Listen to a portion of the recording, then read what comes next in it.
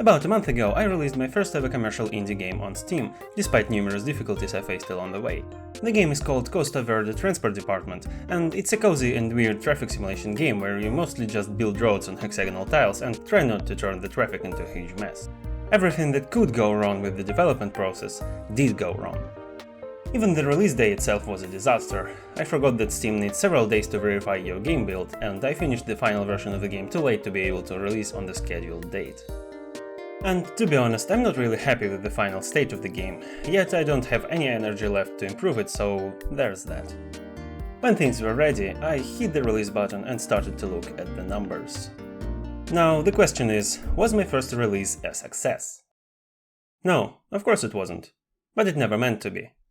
As I've said, this is my first finished big project after several years of juggling random ideas and abandoning prototypes. I'm not expecting my first released project to instantly become an indie hit. I didn't have enough time for almost every aspect of the game, including marketing, and by the release day the game had something like 900 wishlists, half of which came from the October Next Fest. For comparison, it is generally advised to have something like 10,000 wishlists by your release day. I was hoping to sell at least 100 copies of the game. I figured this is roughly how many people are invested enough in supporting me and my work. It turned out that I was a bit too pessimistic, and in the first few weeks I sold 200 copies, twice the amount I was aiming at. I've sent a lot of free keys to YouTubers and streamers who made a lot of videos about the game, including some really questionable ones.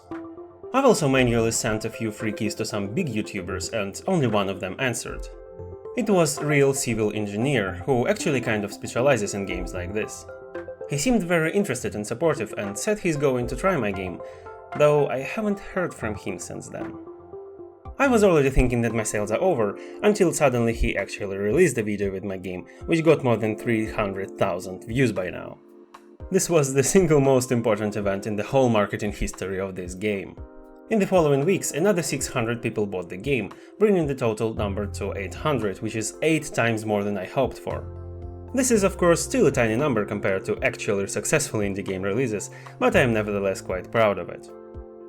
The earnings from the game even covered all the direct expenses like marketing and the music. Lastly, I achieved the most important goal of this project. I learned a lot. My understanding of most aspects of releasing a game is so much better now. I have a clear idea of how to plan the development of a game, how and when to do marketing, what to look at during playtesting, what are my strengths and weaknesses, and so on. Right now I feel like my next project will go much smoother. Though I might be completely wrong, and every game project is always a disaster. There is only one way to know. By the way, in the next few weeks I'm planning to make a rendering engine using WebGPU in C++, and I'm going to stream parts of this process on Twitch. So if you're into this type of thing, be sure to follow me on Twitter or Mastodon so that you don't miss the streams. And in case you miss them, I will upload the recordings on Twitch as well.